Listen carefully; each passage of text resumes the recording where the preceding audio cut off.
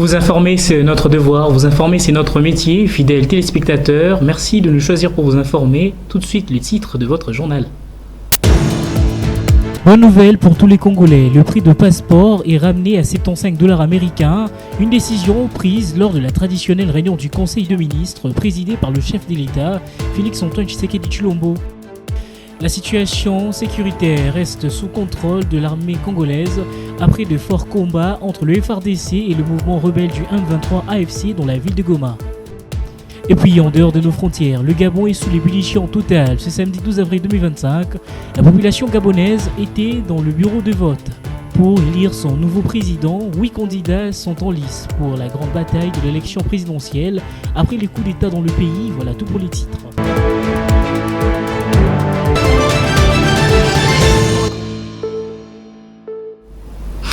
Démarrons ce journal par la traditionnelle réunion du Conseil de ministres. Retenez que lors de cette rencontre, le chef de l'État, Félix-Antoine Tshisekedi Tshilombo, a décidé de ramener le prix du passeport à 75 $ américains pour restaurer la paix et la justice sociale en faveur de la population congolaise de tous bords. Patrick Mouyaya Katembwe, porte-parole du gouvernement, nous en fait le point. Le deuxième point de la communication du président de la République a porté sur la réduction du prix du passeport biométrique ordinaire. Fidèle à son engagement pris en 2019 afin de soulager nos compatriotes du poids financier lié à l'acquisition du passeport ordinaire biométrique, le président de la République avait alors décidé d'en réduire le coût à l'équivalent en francs congolais de 99 $ américains. Cette décision s'inscrivait dans une vision plus large de l'action publique, celle de rapprocher l'état des réalités quotidiennes de nos concitoyens en faisant de la justice sociale, de l'efficacité administrative et de la bonne gouvernance les piliers de notre gestion. Aujourd'hui, dans la même dynamique, avec la ferme volonté de rendre ce document essentiel encore plus accessible, le président de la République a pris la décision, après analyse des différents paramètres lui présentés, de ramener les prix du passeport ordinaire biométrique à l'équivalent de dollars américains, 75 $. Cette mesure, à forte portée symbolique et sociale, vise à garantir à chaque citoyen et chaque citoyenne un droit fondamental, celui de pouvoir s'identifier et circuler librement sans que des conditions financières n'en constituent un frein. Elle participe également d'une volonté politique affirmée de réformer l'administration au service de la population en la rendant plus équitable et plus inclusive. Son exécution devra se faire avec rigueur, équité et responsabilité en tenant compte des éléments suivants. La préservation des engagements contractuels en cours afin de maintenir la crédibilité de l'État et sa capacité à honorer ses obligations essentielles. La sauvegarde de la paix sociale en évitant toute démarche brusque ou précipitée susceptible d'affecter les agents impliqués dans la chaîne de production et des délivrances de passeports dont le rôle reste crucial. À cet effet, il a instruit la ministre d'État, ministre des Affaires étrangères, à engager sans délai une concertation approfondie avec le ministre d'État, ministre du Budget et celui des Finances. Par ailleurs, il est attendu que la ministre d'État en charge des Affaires étrangères soumet dans les meilleurs délais au gouvernement un calendrier clair et détaillé de mise en œuvre, comportant notamment la date précise du lancement officiel du nouveau passeport ordinaire biométrique avec la nouvelle tarification. Restons dans ce même registre. Sachez que le gouvernement de la République a déclaré que toute suspension d'un mandataire public sera désormais conditionnée à l'approbation du président de la République, Félix-Antoine Tshisekedi Tshilombo. Suivez dans cet extrait. Le troisième point de la communication du président de la République a porté sur la problématique de suspension des mandataires publics. Le président de la République est revenu sur le constat des tensions concernant la gestion des actions disciplinaires à l'égard des mandataires publics, tant au sein des entreprises du portefeuille que des établissements publics de l'État, en vue de garantir le fonctionnement harmonieux et de préserver la paix sociale. Le président de la République, sans préjudice des textes légaux et réglementaires, a décidé que toute initiative de suspension d'un mandataire public par sa tutelle lui soit désormais systématiquement communiquée pour approbation préalable et expresse. La Première ministre informée. Cette mesure vise à assurer que toutes les décisions soient prises en toute transparence et conformément aux règles en vigueur. Tous les cas de suspension, litigieux et ceux contestés en cours doivent lui être communiqués dans les meilleurs délais. Par ailleurs, le président de la République a engagé la première ministre à organiser régulièrement, avec le concours de son cabinet et du ministre du portefeuille, des sessions de formation à l'attention des responsables tant des entreprises et établissements publics que de la tutelle sur les procédures disciplinaires afin d'éviter les abus et de garantir les droits et les obligations des uns et des autres. Au deuxième chapitre du Conseil de ministres, le vice-premier ministre, ministre en charge de l'Intérieur et Sécurité, Jacquemain Chabani-Louko, a présenté le rapport de l'État et de l'administration du territoire national congolais, tout en mettant un accent particulier sur la situation sécuritaire dans l'Est, tout comme à l'Ouest de la République démocratique du Congo. Suivez Jacquemain Chabani-Louko. Au deuxième chapitre du Conseil de ministres de ce jour, relatif aux points d'information, État et administration du territoire. Le vice-premier ministre, ministre de l'Intérieur, a présenté au Conseil l'État et l'administration du territoire. L'état d'esprit de la population a été principalement marqué par la consternation consécutive au sinistre dans la ville de Kinshasa, par l'inondation de plusieurs quartiers provoqués notamment par les débordements de la rivière Ndjili. Dans un autre chapitre, il a informé le Conseil de l'organisation d'un atelier dans quelques provinces à l'intention de comités locaux de sécurité en vue de lutter efficacement contre la criminalité et les banditismes. Au chapitre de catastrophes et sinistres, le vice-premier ministre, ministre de l'Intérieur, a évoqué pour le cas des pluies diluviennes de Kinshasa les bilans de 48 décès, plus de 7000 sinistrés. Il a aussi fait mention du bilan dans la province du Congo central, mais aussi du naufrage d'une baleinière dans la province de l'Équateur. Des pluies diluviennes ont également fait périr 2 personnes dans la province du Sud Kivu et 2 autres dans celle du Tanganyika. D'un dossier à un autre, sachez que l'opération Ndobo a été officiellement lancée le jeudi 10 avril dernier par le vice-premier ministre, ministre en charge de l'Intérieur et Sécurité, Jacquemain Chabani-Louko, en présence du gouverneur du Haut-Katanga, Jacques Kabula Katoué. À cette occasion, près de 100 présumés bandits ont été présentés devant le patron de la territoriale en République démocratique du Congo. Suivez dans ce reportage. L'opération Ndobo est désormais effective dans la province du Haut-Katanga après la ville-province de Kinshasa et la province du Congo central. Cette opération vise la remise de l'ordre sécuritaire dans la population et ses biens en mettant la main sur tous les délinquants dans toutes les villes et territoires du Haut-Katanga. C'est le vice-premier ministre et ministre de l'Intérieur, Sécurité et Affaires coutumières, Jacquemain Chabani, qui a lancé officiellement cette opération ce jeudi 9 avril 2025. C'était en présence du gouverneur de la province du Haut-Katanga, Jacques Kabula Katoué, du président de l'Assemblée provinciale, Michel Kabwe-Mwamba, du vice-gouverneur Martin Kazembe Choula, du bureau de l'Assemblée provinciale, des membres du gouvernement provincial du Haut-Katanga, des membres du conseil provincial de sécurité et du maire de Lubumbashi. Le commissaire provincial de la police nationale congolaise au Katanga, Odimba Okito Dieudonné, a souhaité la bienvenue au vice-premier ministre en charge de l'Intérieur et a présenté un échantillon d'une 50aine de criminels qui terrorisent, volent et violent la paisible population. Dans son mot de lancement de l'opération Ndobo, en présence des unités de la garnison de Lubumbashi, le vice-premier ministre a précisé que le Haut-Katanga bénéficiera d'un appui technique du gouvernement central pour traquer les délinquants. L'occupation, c'est de sécuriser non seulement le territoire, mais nos populations. Nous avons le devoir et l'obligation d'apporter cette sécurité, cette quiétude à nos populations. Ils en ont besoin et nous sommes conscients qu'il y a des défis à relever. Et c'est ça notre mission, c'est ça notre travail. Donc je vous encourage à continuer à fournir des efforts et à ne jamais vous fatiguer parce que c'est une responsabilité et c'est un devoir.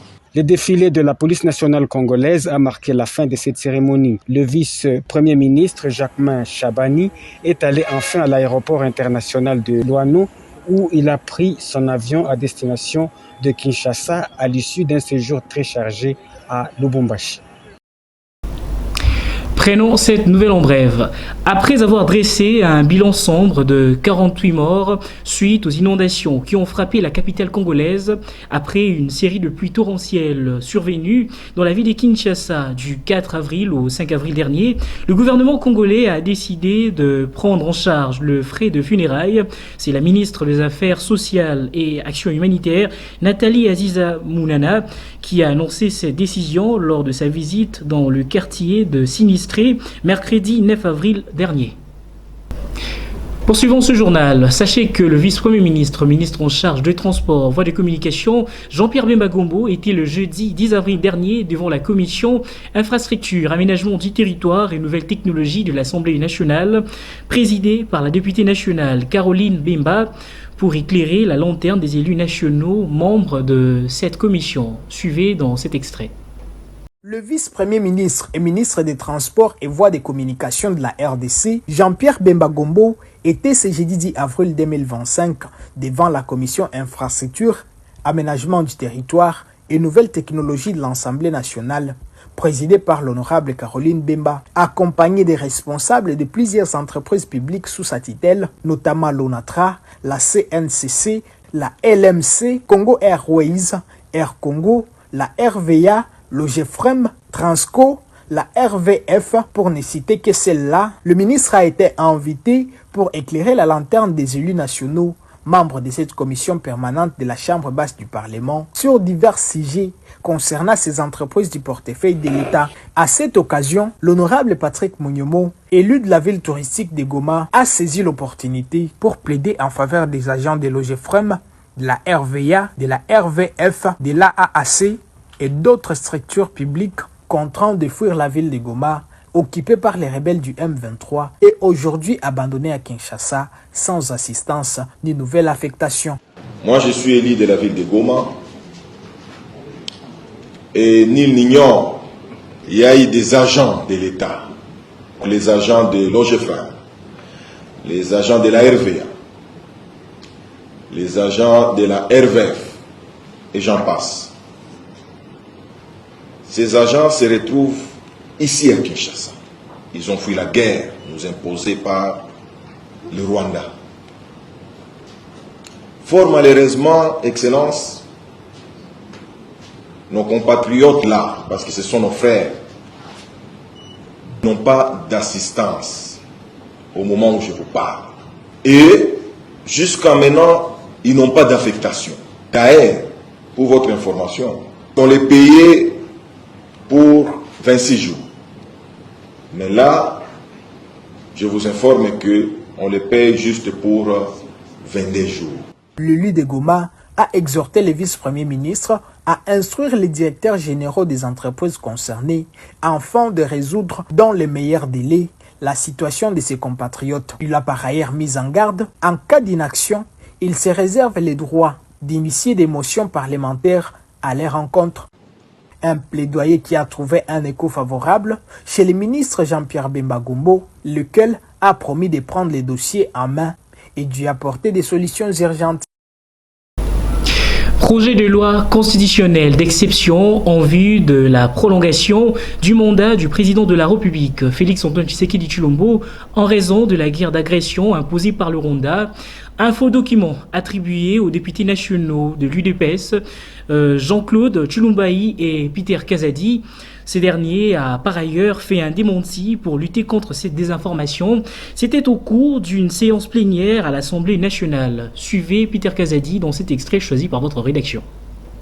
L'information selon laquelle moi et le premier vice-président de l'Assemblée nationale, Jean-Claude Tshilumbayi, nous aurons déposé un projet de loi intitulé « Projet de loi constitutionnelle d'exception ».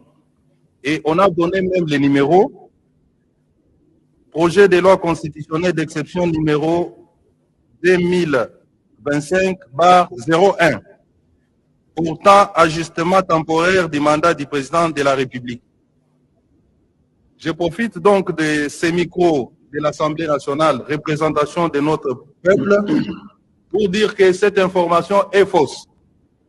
Et que moi et mon collègue, le premier vice-président, de notre bureau, nous n'avons jamais pris une telle initiative. Il s'agit d'une campagne de diabolisation, de manipulation de l'opinion entretenue par nos ennemis. Je vous remercie, honorable président.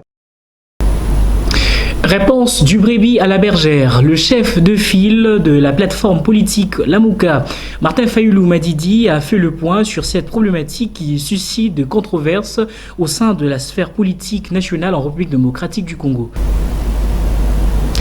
Modernisation de l'aéroport de Béni. Mavivi, retenez que l'Institut congolais pour la conservation de la nature soutient totalement le gigantesque projet d'extension de cet ouvrage d'intérêt commun. Suivez dans ces reportages. Le développement du Nord Kivu, particulièrement le Grand Nord de la province En Marche, l'Institut congolais de conservation de la nature, ICCN en sigle, prouve sa participation, en dotant 3 camions de type benne avec carburant pendant 3 mois dans le but d'accélérer les projets communautaires tels que l'élargissement et le rallongement de la piste de l'aéroport de Mavivi à Béni, explique Méthode Bouzi. Dans le cadre de l'appui qui a été sollicité par la province au Parc national de Virunga, l'appui relatif à l'augmentation de la piste de l'aéroport de Béni, un appui sollicité et dont le parc a répondu très positivement, étant donné que c'est un projet très capital pour la province, mais également par rapport au mouvement de toute la population de la province. Satisfaction de la part de la société de service Viumbira qui est sur le chantier d'Ixit, le directeur général Kadekou Viumbira. Nous sommes ravis de l'appui du gouverneur qui ne cesse de nous donner des appuis de part et d'autre, de solliciter les gens qui sont venus nous aider. Pour le compte du gouverneur militaire du Nord Kivu, le général-major Évariste Somukakoulé, le conseiller principal en charge des infrastructures. Évolution de la situation sécuritaire dans l'Est de la République démocratique du Congo. On en parle dans ce journal. Une accalmie relative a été observée depuis la matinée de ce samedi 12 avril 2025 dans plusieurs quartiers de la ville volcanique de Goma, notamment à Imbi, Kieshiro, Ndosho et Mugunga. En dehors de nos frontières, sachez que le bureau de vote du Gabon ont ouvert ce samedi 12 avril 2025 leurs portes pour près de 800 000 personnes sur l'ensemble de son territoire national pour accueillir les électeurs. 8 candidats sont en lice pour cette course à l'élection présidentielle après le coup d'État dans le pays. Suivez. Le départ a été donné. Les premiers électeurs ont introduit leur bulletin dans l'urne. Vous pouvez déjà voir derrière moi, certainement. Les électeurs, les files d'attente commencent déjà à se former. Les premiers électeurs ont voté. Ils ont le doigt imbibé d'encre, preuve qu'ils ont déjà voté. Alors, effectivement, le taux de participation sera l'un des enjeux de ce scrutin. On a vu une faible mobilisation des électeurs pour aller récupérer leur carte d'électeur, mais c'est pas bien grave parce que le code électoral prévoit que les électeurs peuvent retirer leur carte devant leur bureau de vote ou encore voter avec leur passeport ou leur carte d'identité nationale lorsqu'ils sont inscrits sur la liste électorale.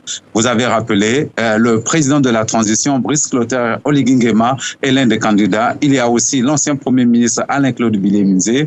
Tous ont battu campagne avec les mêmes moyens, mais tout le monde espère que chaque candidat espère qu'il va l'emporter. Parlons cette fois-ci de valeurs nutritives. Que savez-vous de raisin? Découvrons ensemble dans ces commentaires de Ruth Mboua. Le raisin sont de petits fruits ovales qui poussent en grappe sur les vignes. Selon la variété de raisin, ils peuvent être consommés frais, séchés pour faire de raisin sec ou utilisés pour faire du vin, de la confiture, du jus ou du vinaigre. La couleur de variété de raisin va du vert pâle au violet foncé. L'extérieur est recouvert d'une peau fine et semi-translucide et l'intérieur est constitué d'une chair tendre et juteuse. Le raisin est composé des propriétés antioxydantes protectrices. En effet, Le jus de raisin est l'une des sources les plus riches en composés phénoliques parmi le fruit, le plus connu étant le resveratrol. Il fournit des fibres et du potassium qui sont utilisés pour soutenir la fonction cardiaque, y compris la tension artérielle. Il est aussi bénéfique pour le système cardiovasculaire. Le raisin contribue à la santé des yeux. Il aide à stimuler la capacité cérébrale et à gérer la glycémie. Voici pour vous quelques bienfaits du raisin sur l'organisme. Le raisin lutte contre les maladies cardiovasculaires. Il améliore la concentration et la mémoire. Il contribue aux détoxifications de l'organe. Il améliore le transit intestinal. Il augmente l'élasticité de la peau.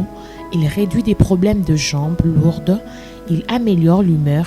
Il protège contre les infections bucco-dentaires. Et en page météorologique, sachez que demain, dimanche 13 avril 2025 à Kinshasa, il y aura 2 éclaircies, la température sera de 20 degrés Celsius et la température ressentie sera plus chaude, soit 25 degrés Celsius. La force du vent oscillera aux alentours d'1 km par heure. L'après-midi, il faudra vous équiper en conséquence pour la pluie. Enfin, dans la soirée, il pleuvra beaucoup et la température retombera à 27 degrés Celsius.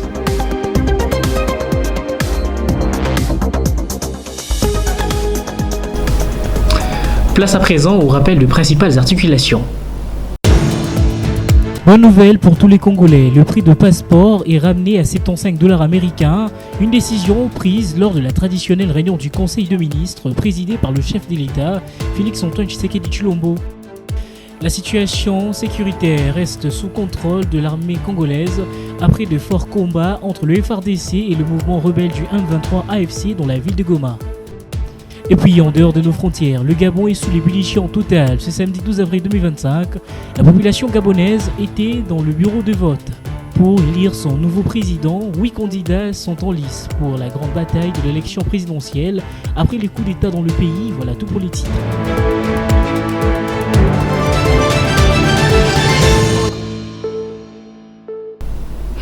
C'est par ici que nous mettons fin à ce journal. Nous vous disons merci de l'avoir suivi et bonne suite de programme sur Kinactu Télévision, votre partenaire d'excellence.